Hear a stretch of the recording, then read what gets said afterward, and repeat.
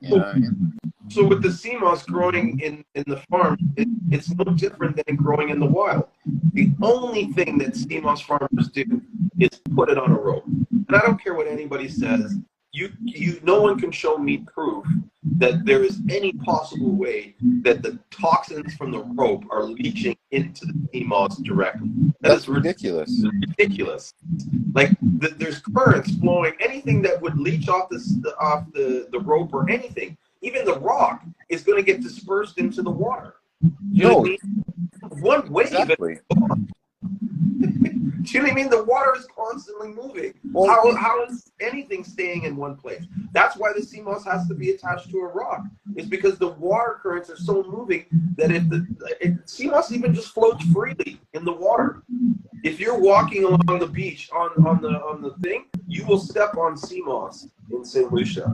Yeah, it's the and most that's where a lot of people get their wild crafted from. That's where they're getting the wild crab. They're just picking Yeah. it up off the bottom of the It's ocean. just washed up, so you don't know how long it's been sitting there. But here's something that many people don't realize. What does sea moss use to eat? What is its food? Well, it's the plankton and the bio. No. Nitrates. Nitrogen. In the water. Exactly. So that's what it feeds on. It doesn't come from nutrients from the rock. It actually comes from the land, right? Right. And that's why we have a problem with sagassum right now, is because they believe that the nutrient, the water is, the ocean has a high level of nitrogen, and it's feeding this sagassum that's blooming everywhere. Oh, the sagasm that's in Mexico and so Everywhere forth. in the world. Yeah.